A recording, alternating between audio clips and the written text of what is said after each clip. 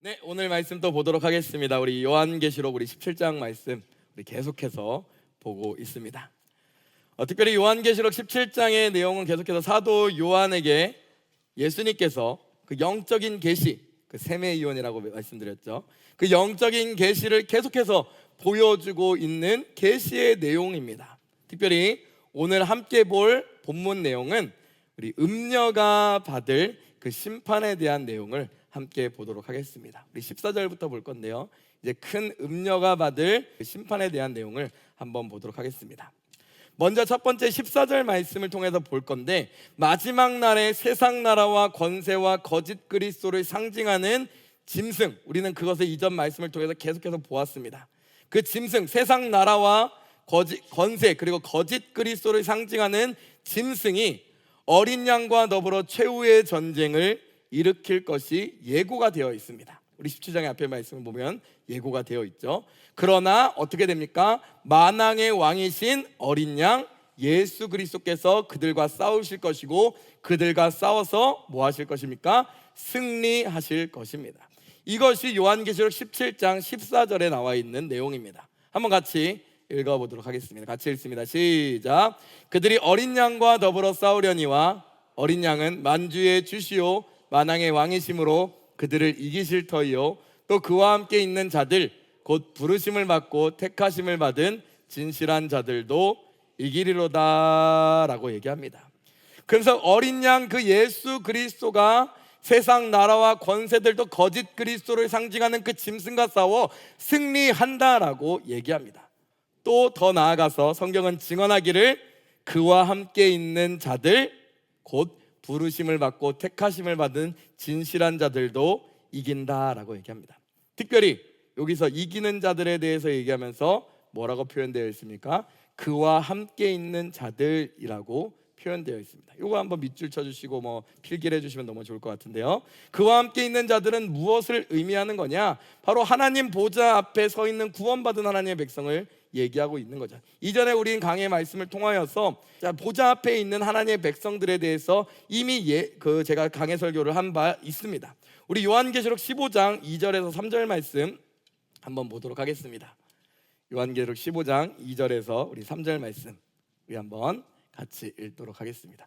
또 내가 보니 불이 섞인 유리바다 같은 것이 있고 짐승과 그의 우상과 그의 이름의 수를 이기고 벗어난 자들이 유리바닷가에 서서 하나님의 검은 고를 가지고 하나님의 종 모세의 노래 어린 양의 노래를 불러 이르되 주 하나님 곧 전능하신 이시여 하시는 일이 크고 놀라우시도다. 만국의 왕이시여 주의 길이 의롭고 참되시도다 라고 얘기합니다.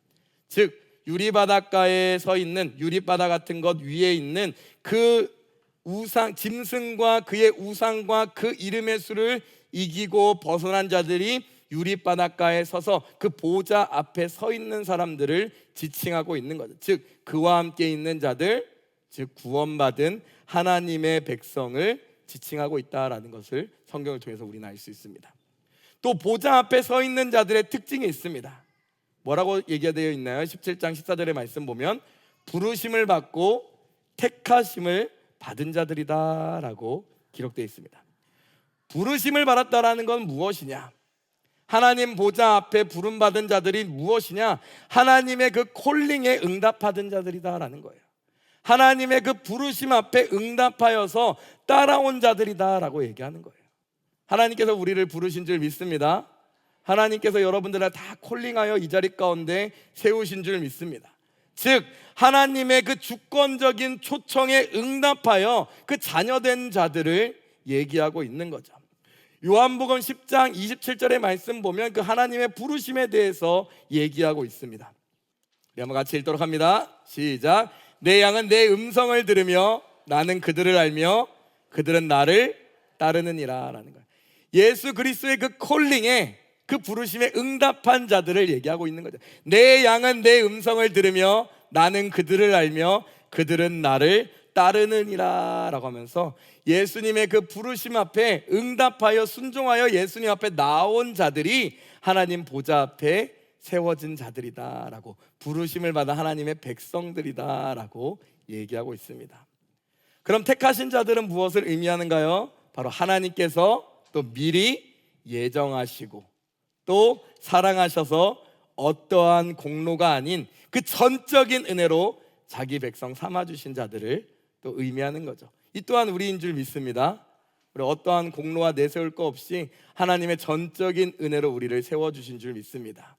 우리가 비록 하나님의 부르심에 응답하여 이 자리 가운데 나왔지만 그 모든 것 또한 하나님의 은혜였음을 우리가 알 수가 있는 거죠. 베드로전서 2장 9절에 이렇게 얘기하고 있죠. 한번 같이 읽어보도록 하겠습니다. 같이 읽습니다. 그러나 너희는 택하신 족속이요 왕같은 제사장들이요 거룩한 나라여 그의 소유가 된 백성이니 이는 너희를 어두운 데서 불러내어 그의 기이한 빛에 들어가게 하신 이의 아름다운 덕을 선포하게 하려 하심이라. 하나님께서 우리를 향하여서 이렇게 얘기하는, 너희는 택하신 족속이다라는 거예요. 하나님께서 미리 예정하시고 사랑하셔서 어떠한 공로와 어떠한 행위가 아닌 전적인 은혜로 자기 백성 삼아주신 하나님의 사랑받는 자기 백성이다, 나의 자녀다라고 얘기해 주신다라는 거예요. 택하신 족속이 왕같은 제사장들이니 거룩한 나라요 그의 소유가 된 백성이니 이는 너희를 어두운 데서 불러내어 그의 기이한 빛에 들어가게 하신 이의 아름다운 덕을 선포하게 하려 하심이라 라고 얘기합니다. 하나님께서 이렇게 부르시고 택하셔서 자기 백성 삼아주신 그 하나님의 자녀들, 보좌 앞에 세우신 그 구원받은 하나님의 백성들을 향하여서 하나님께서 부르시는 것이 있습니다. 그 자들을 향하여서 하나님께서 뭐라고 부르시냐? 요한계시록 17장 14절에 뭐라고 부르시냐? 그들을 향하여서 진실한 자들이다 라고 칭하고 계십니다. 하나님께서 그 보좌 앞에 있는 자들을 향하여서 택하시고 부르신 그 자들을 향하여서 뭐라고 칭하시냐? 진실한 자들이다 라고 얘기하시는데, 이것은 헬라어로 무슨 단어냐? 피스토이라는 단어입니다. 피스토이. 이것을 조금 더 우리가 알아들을 수 있는 쉬운 단어로 번역을 한다면 믿음 있는 자들이다 라는 거예요. 믿음 있는 자들. 피스토이, 진실한 자들, 믿음 있는 자들. 그리고 이게 미완료 시제입니다. 시제가 미완료예요. 무슨 말이냐면 이 단어가 의미하는 바는 한때 믿었다가 아니에요. 예전에 믿었었다가 아니에요. 무슨 말이냐? 지금도 믿고 있다라는 거예요. 계속해서 믿고 있다라는 거예요.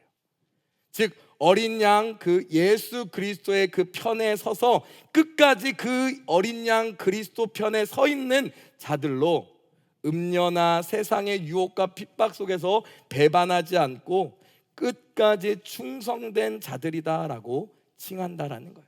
진실한 자들이라는 것이 이 말이다라는 거예요. 진실한 자들, 계속해서 충성됨을 유지하고 있는 자들이다라고 예수님께서 부르시고 칭하고 계신다라고 얘기합니다. 요한계시록 12장 11절에도 이 믿음 있는 자들에 대해서 이미 계시한 바가 있습니다. 한번 같이 읽어보도록 하겠습니다. 같이 읽습니다. 시작. 또 우리 형제들이 어린 양의 피와 자기들이 증언하는 말씀으로써 그를 이겼으니 그들은 죽기까지 자기들의 생명을 아끼지 아니했도다. 우리 형제들이 어린 양의 피와 자기들이 증언하는 말씀으로써 그를 이기었다라고 얘기하고 있는 거예요. 끝까지 믿음을 지켰다, 끝까지 충성을 다했다라는 거예요. 믿음 있는 자들이었다라는 거예요. 믿음을 계속해서 지키는 자들이었다라고 얘기하고 있다라는 거예요. 그들은 죽기까지 자기들의 생명을 아끼지 아니하였다라고 계시록에서 얘기하고 있죠. 이렇게 끝까지 믿음을 지킨, 부르심을 받고 택하심을 받은 하나님의 자녀들은 만왕의 왕 예수 그리스도와 함께 승리의 기쁨을 누릴 수 있는 줄 믿습니다. 이렇게 믿음 있는 자, 끝까지 믿음을 지키는 자에게서 하나님께서는 그 계시의 비밀을 통하여서 결국엔 예수 그리스도의 승리에 동참한 자, 예수 그리스도의 승리를 함께 누리는 자 될 수 있다라고 얘기합니다. 놀라운 그 승리의 비밀에 대해서 알려주시는 거죠. 또 예수님께서는 사도 요한에게 이 승리의 비밀을 알려주면서 그 다음 구절을 통하여서 또 다른 승리의 비밀에 대해서 알려주고 계십니다. 그러면서 그 다음 구절에 어떤 내용이 나옵니까? 큰 음녀 바벨론, 큰 성 바벨론이 받을 심판에 대해서 얘기하고 있습니다. 한번 백성과 무리와 열국과 방언들 위에 앉은 음녀가 받을 그 심판에 대해서 한번 말씀 보도록 하겠습니다. 우리 요한계시록 17장 우리 15절 말씀 한번 같이 읽어보도록 하겠습니다. 같이 한번 읽습니다. 시작. 또 천사가 내게 말하되 내가 본 바 음녀가 앉아있는 물은 백성과 무리와 열국과 방언들.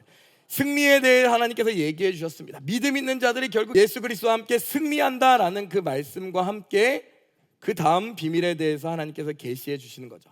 그러면서 음녀에 대해서 얘기하면서 음녀가 받을 심판에 대해서 알려주십니다. 이 순서를 아셔야 되는 거예요. 결국 음녀에 대해서 얘기하는 것이지만 결국 이 또한 예수 그리스도의 승리에 대해서 얘기해 주시고 계시는 겁니다. 그래서 또 천사가 내게 말하되 내가 본 바 음녀가 앉아있는 물은 백성과 무리와 열국과 방언들이라 라고 얘기합니다. 천사가 알려주는 그 음녀의 비밀에 대해서는 우리 17장 5절에서 이미 계시해 준 바가 있습니다. 또한 또 18절에서를 통해서 또 알 수 있습니다. 우리 5절 말씀 먼저 보도록 하겠습니다. 17장 5절 말씀. 그의 이마에 이름이 기록되었으니 비밀이라 큰 바벨론이라 땅의 음녀들과 가증한 것들의 어미라 하였더라. 우리 18절 말씀도 보도록 하겠습니다. 또 내가 본 그 여자는 땅의 왕들을 다스리는 큰 성이라 하더라 라고 얘기합니다. 여기서 5절 말씀에 보면 음저는 비밀스럽고 가시적인 존재가 아니라는 것을 알 수 있습니다. 이마에 이름이 기록되었으니 비밀이다라는 거예요. 비밀스럽다라는 거예요. 어떤 눈에 보여지는 어떤 가시적인 존재가 아니라는 것을 분명히 알 수 있죠. 또 큰 바벨론이라고 얘기하는 것은 무엇입니까? 하나님의 백성을 유혹하고 또 핍박하는 특징을 갖고 있으며 가증한 것의 어미라는 표현을 통해 모든 악의 근원이 되는 존재들이다라는 것을 우리는 알 수 있습니다. 지난번에 말씀을 통해서 이미 강의한 바 있죠. 또 18절에 왕들을 다스리는 큰 성이라는 표현을 통하여서 이것은 무엇을 의미하냐? 어떤 큰 성, 정말 성을 얘기하는 것이 아닙니다. 어떠한 왕국을 의미하는 거예요. 결국 어떠한 왕국을 의미하는 거예요. 그러니까 어떤 눈에 보여지는 어떤 왕국이 아니라 실제 우리가 가시적인 왕국이 아니라 어떤 영적인 왕국을 의미하는 거예요. 즉 하나님 없는 세상의 문화와 문명에 대한 것임을 우리는 알 수가 있습니다. 어떤 눈에 보여지는 어떤 가시적인 존재가 아니라 영적인 세계의 왕국, 하나님 없는 세상 문화와 문명에 대해서 얘기하고 있음을 우리는 말씀을 통해서 알 수가 있습니다. 또한 25절의 말씀을 통해 그 음녀가 백성과 무리와 열국과 방언들 위에 앉아 있음을 우리에게 영적인 계시를 통해서 보여주고 있습니다. 특별히 백성과 무리와 열국과 방언이라는 표현은 요한계시록에서 전 인류를 지칭하는 표현입니다. 요한계시록에서 전 세계 모든 사람, 즉 전 인류를 표현하는 지칭이기 때문에 즉 전 인류가 그 음녀의 영향권 아래에 있다라는 모습을 우리에게 계시해 주고 있는 거예요. 그러면서 세상 문화, 세상 권세, 세상의 어떤 영향, 그 모든 것 위에 음녀가 앉아 있다라고 우리에게 계시해 주고 있는 것입니다. 그러나 근데 여기서 이 음녀에 대해서 얘기합니다. 그러나 세상 나라와 권세를 상징하고 거짓 그리스도를 상징하는 짐승과 또 그 짐승을 탄 모든 악의 근원인 음녀가 전 인류에게 영향력을 행사하고 있는 모습을 요한계시록 말씀을 통해서 보여주고 있습니다. 그러나 중요한 건 제가 이 말씀은 결국 뭐라고 그랬습니까? 예수 그리스도의 승리에 대한 얘기라고 그랬잖아요. 이들은 결국 뭐냐? 계시록의 말씀을 통해서 보여주고 있는 것은 뭐냐? 세상 가운데 수많은 영향력을 행사하고 하나님의 백성들을 핍박하고 유혹할지라도 결국 이들은 스스로 망하게 되어 있다라는 것을 보여주고 있습니다. 왜 그들이 그렇다면 스스로 망하느냐? 그것은 성경이 우리에게 계시해 줍니다. 먼저는 하나님의 말씀이 성취되어야 하기 때문인 것입니다. 그것이 그 다음 절에 명확하게 나와 있어요. 16절과 17절 말씀 우리 같이 읽도록 하겠습니다. 같이 읽습니다. 내가 본 바 이 열불과 짐승은 음녀를 미워하여 망하게 하고 벌거벗게 하고 그의 살을 먹고 불로 아주 사르리라. 이는 하나님이 자기 뜻대로 할 마음을 그들에게 주사 한 뜻을 이루게 하시고 그들의 나라를 그 짐승에게 주게 하시되 하나님의 말씀이 응하기까지 하심이라 라고 얘기합니다. 지금 16절과 17절의 말씀을 보면 음녀와 짐승, 특별히 짐승이 음녀를 죽이게 됩니다. 어떻게 음녀를 멸망시키게 되는 것, 스스로 싸워서 망하게 되는 것이죠. 왜 그들이 스스로 망하느냐? 그것은 성경은 뭐라고 얘기합니까? 17절의 말씀 보면 이는 하나님이 자기 뜻대로 할 마음을 그들에게 주사 한 뜻을 이루게 하시고 그들의 나라를 그 짐승에게 주게 하시되, 중요한 건 여기죠. 하나님의 말씀이 응하기까지 하심이라라고 얘기합니다.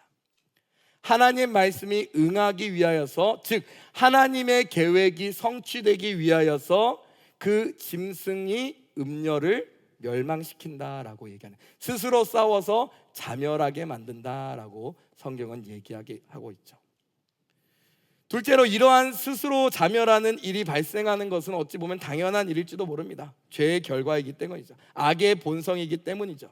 또 음녀에 대한 심판은 사실 구약의 예언에도 이미 예언되어 있는 바입니다. 우리 에스겔서 말씀 한번 찾아보도록 할게요. 같이 읽습니다. 그러므로 너 음녀야, 여호와의 말씀을 들을지어다.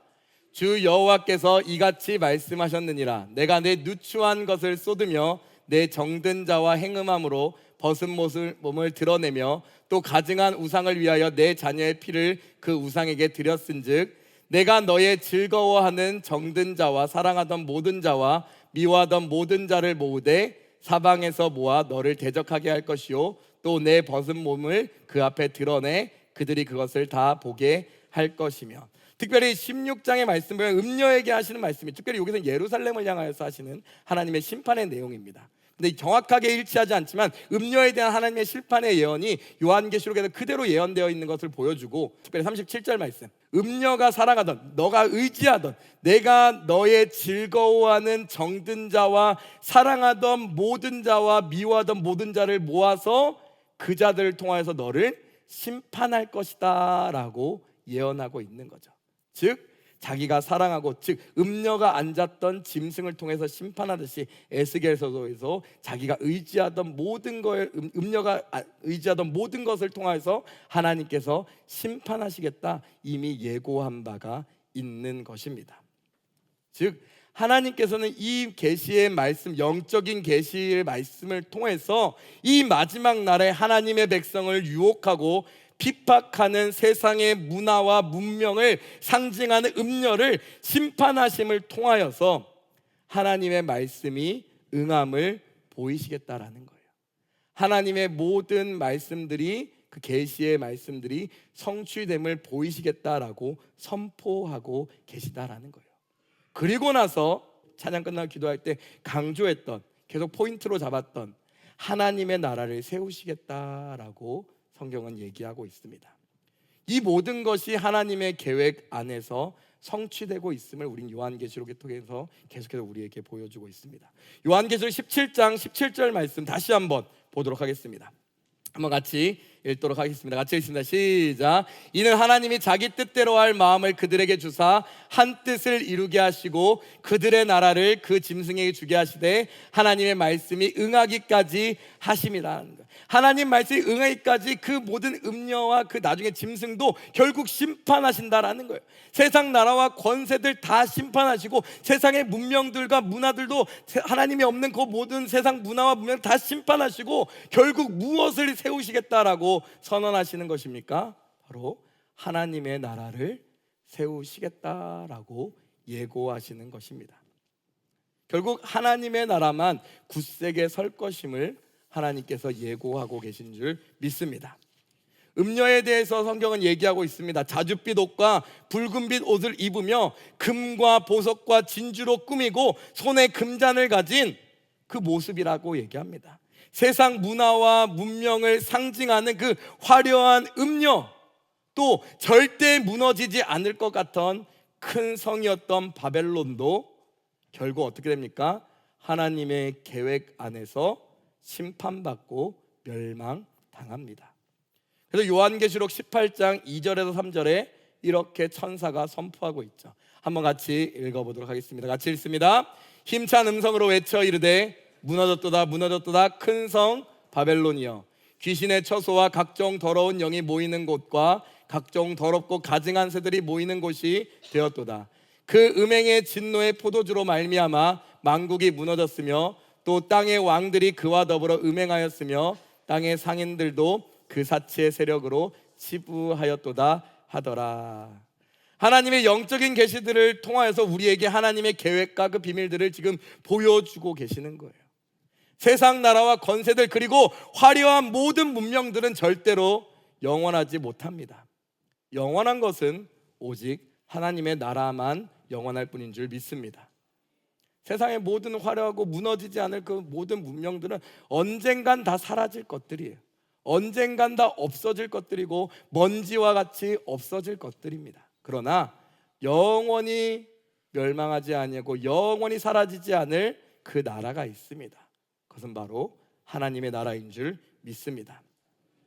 이 영원한 하나님의 나라에 대해서는 다니엘이 이미 우리에게 예고한 바가 있습니다. 바벨론과 짐승들이 심판받는 그 자리에 바로 하나님의 나라가 세워질 것이다 라고 성경은 우리에게 알려주고 있습니다. 다니엘서 7장 25절에서 27절 말씀 우리 보도록 하겠습니다. 그가 장차 지극히 높으신 이를 말로 대적하며 또 지극히 높으신 이의 성도를 괴롭게 할 것이며 그가 또 때와 법을 고치고자 할 것이며 성도는 그의 손에 붙임받아 한 때와 두 때와 반 때를 지내리라. 그러나 심판이 시작되면 그는 권세를 빼앗기고 완전히 멸망할 것이요 나라와 권세와 온 천하 나라들의 위세가 지극히 높으신 이의 거룩한 백성에게 붙임받으리니 그의 나라는 영원한 나라이라 모든 권세 있는 자들이 다 그를 섬기며 복종하리라. 결국 그 마지막 때 짐승과 그 모든 음녀 큰 성 바벨론처럼 여겨졌던 그 모든 것들이 무너지고 하나님의 나라가 세워질 것에 대해서 성경은 우리에게 예고하고 알려주고 있는 것입니다. 하나님께서 이 계시의 말씀을 통하여서 결국 승리하시는 것은 예수 그리스도 만왕의 왕이자 만주의 주이신 예수 그리스도시며 또 세상에 무너지지 아니할 것 화려하고 세상의 번영이라고 여겨지고 절대로 무너지지 않을 것 같은 큰 성 바벨론과 같은 세상의 문명들 세상의 문화들도 결국 마지막 날에는 다 무너지고 없어질 것이고 하나님의 심판 아래에 있을 것이며 그것이 모두 하나님의 계획 아래 있는 것이며 하나님의 계획과 하나님의 뜻의 성취일 뿐이며 결국 세워지고 영원한 것은 하나님의 나라임을 우리에게 알려주고 있습니다. 요한계시록의 이 영적인 계시 셈의 이론을 통하여서 우리에게 계속해서 계시해주고 있는 줄 믿습니다. 이 영적인 계시를 통하여서 깨닫는 영원한 나라를 소망하시는 우리 동탄순복음교회 성도님들 되시기를 예수를 간절히 축원하고 기도드립니다. 그리고 더 나아가서 이러한 계시의 말씀은 동시에 우리에게 한 가지 질문을 던져주고 있습니다. 우리가 우리의 삶의 방식이 어떠한 방식으로 살아갈 것인가에 대한 질문이기도 합니다. 언젠간 무너질 세상의 문화와 세상의 방법인 큰 성 바벨론의 방식으로 세상을 살아가고 있지 않습니까? 아니면 우리의 가정에서 그러한 방식으로 살아가고 양육하고 교육하고 있지 않습니까? 또한 우리의 시선이 세상 헛된 것을 욕망하는 방향으로 고정되어 있지 않습니까? 우리는 우리 자신에게 질문을 해봐야 합니다. 하나님께서 우리에게 보여주신 영적인 계시, 결국 우리의 방향성이 우리의 시선이 세상 왕국이 아니라 큰 성 바벨론이 아니라 영원한 하나님의 나라로 시선이 고정되어야 함을 우리에게 가르쳐주고 있습니다. 그러면서 그 시선이 고정되어지면서 우리의 삶도 조명해 봐야 된다는 거예요. 우리의 삶의 방식도 어떻게 해야 되는가에 조명해야 된다는 거예요. 과연 우리의 삶의 방식은 큰 성 바벨론을 바라보고 있는가 아니면 우리가 하나님의 나라를 바라보고 있는가? 이것이 우리에게 보여주는 하나님의 계시의 말씀으로 우리의 삶을 조명해 주시는 하나님의 또한 계시의 말씀인 줄 믿습니다. 성경은 우리에게 분명하게 계시합니다. 무너졌도다 무너졌도다 큰 성 바벨론이여 하나님의 나라만이 굳게 선 나라이며 그 나라만이 영원한 나라임을 우리가 믿습니다. 그래서 우리의 삶 또한 영원한 나라를 붙잡고 오직 하나님의 나라를 바라보고 열망하고 사모하는 모든 하나님의 백성 되기를 예수 그리스도의 이름으로 간절히 축원하고 기도드립니다. 특별히 제가 이제 교회학교 디렉터를 맡아서 이제 제가 올해 이제 한 중순부터 계속 기도하고 있던 바였어요. 사실 그 교회학교에 대한 그 방향성은 이거였습니다. 사실 오늘 설교에 다 드러나 있어요. 결국 우리의 모든 방향성은 큰 성 바벨론을 바라보는 교육이 아니라 결국 하나님의 나라를 열망하게 하는, 하나님의 나라를 욕망하게 하는, 하나님의 나라를 바라보고 사모하게 하는 그 방향성으로 가야 된다. 우리의 그 자녀들이 그 모든 삶의 방식에서 신앙을 형성하는 그 방향이 다른 것이 아니다라는 거예요. 우리의 아이들의 신앙의 형성, 그 되어지는 그 방향이 세상을 바라보는 큰 성 바벨론을 바라보게 하는 것이 아니라 결국 하나님 나라를 바라볼 수 있게, 우리 자녀들이 하나님의 나라를 바라볼 수 있게 교회와 또 학교와 또 학부모가 또 부모된 우리가 함께 연합해서 그들이 하나님의 나라를 바라볼 수 있게 해줘야 된다. 이것이 교회 학교가 운영될 철학일 것입니다. 그걸 위해 함께 기도해 주시길 바랍니다. 오늘 본문 요약하며 우리 결론 내리도록 하겠습니다. 화려했던 큰 성 바벨론, 세상의 문화와 문명을 상징하며 모든 악의 근원이었던 음녀는 결국 하나님의 심판을 받고 멸망하게 됩니다.